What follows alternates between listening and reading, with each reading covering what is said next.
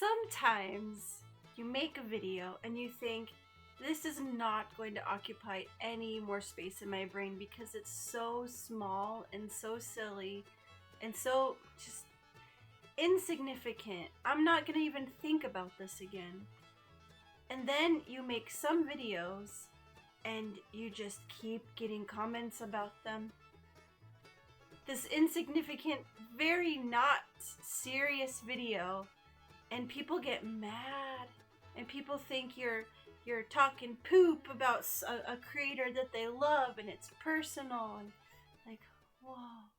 Okay, so for those of you that don't know, I made a video where there's a podcast called the Jeff Mara Podcast, and he does an amazing job of collecting just the most random people, the most magical people. I was in a season of my life where I really loved listening to his near-death experiences, especially because, so stinking cool. Some people see aliens, some people see dead family members, people feel a sense of love and peace and acceptance and belonging. They come back from these experiences totally changed and just not the people they were before. Their priorities shift. They want to spread love. They want to just, carry on with the purpose that they have. But one thing that happens in his videos is for NDEers, near-death experiencers, he says, let's start on the day of the NDE. And every single time the guest says, well, I need to give a little backstory, because of course they do. Everybody needs some backstory. Everybody needs to set up who they were so that what they've become means something. It's context, man.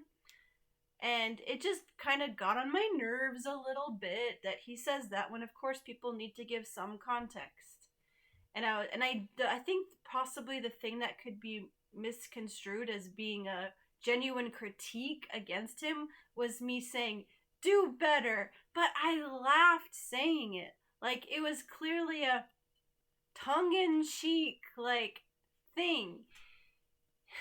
So that's why I'm finally addressing my controversial video. Almost feels like I'm sitting down for a YouTuber apology. I'm really, really sorry, and I've been doing a lot of inner work, and I'm just rambling. I don't have anything to apologize for because it was not a serious video. You never know what's gonna make people mad, but like I said, he's great. He's done an amazing job. His consistency is just amazing. I've heard so many fascinating people. Lately, I've been more of a fairies and cults, and those things are so related. I go through different phases in my YouTube listening, in my podcast absorbing, and I actually have my own podcasts. I have the Epic Kate podcast, and this has been such a neat journey of connecting with all kinds of people. I love to hear people's spiritual journeys and magical experiences as well. I also really have enjoyed having conversations with people who were in the same theater ministry company that I was for 13 years, Covenant Players. It's really neat to connect with people who experienced that crazy lifestyle. I've talked to regular people with experiences of grief and racism and I like to be a well-rounded person. I like to learn from people's experience and be able to just learn compassion, I grew up in a way that was so closed. And so, closed to magic and wonder. Everything's angels and demons. Closed to LGBTQ people. And as I saw them just kind of descend more and more into madness, and to these people that said that they were the most joyful and the most free became like the most angry and the most guarded and closed up and hateful people, I was like, I gotta expand this. I've got to atone for the way that I did not accept people when that was all that I knew. So I've also really, really been proud to share conversations with people, with trans people, queer people in general.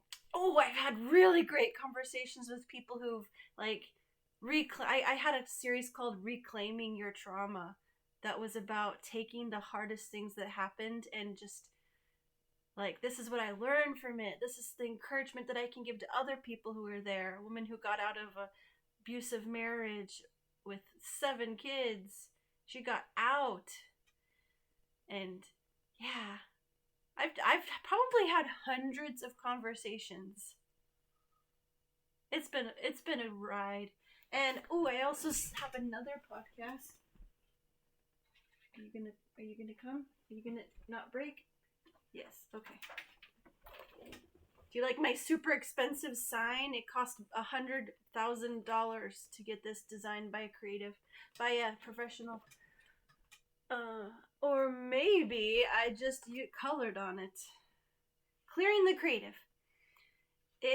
This is me tapping into my intuition and my magic and helping people with their creative blocks, because anytime that somebody has had a creative block, I just get ideas of what they could do practically, and I also get ideas of uncomfortable questions to ask to see, like, how can we dig into this? How can we get to the root of this so that you can hear the thing that you need to hear to believe in yourself and to move forward? And I'm building this into a coaching business that I can be a person's cheerleader and possibly be their video editor, because I am an editor by trade. And this is so meaningful to me. I've been editing like crazy. I have so many conversations for both of these podcasts coming up. So that's been really exciting. So yes, if you're still here, thanks for watching. Please don't think that I have anything against the Jeff Mara podcast or Jeff or Mara. I think that they are awesome. And I'm just a fan of anybody who just continues to do the thing that they're passionate about. It's so easy to talk about it, but to do it day in and day out, it's worth celebrating. So, yeah. I hope everything's cleared up now. If you're interested in my podcasts, check them out. It's free. I also do vlogs on this channel where I share cool memories and occasionally frolic in capes. That was my last video. Okay, I'm gonna go now. Bye.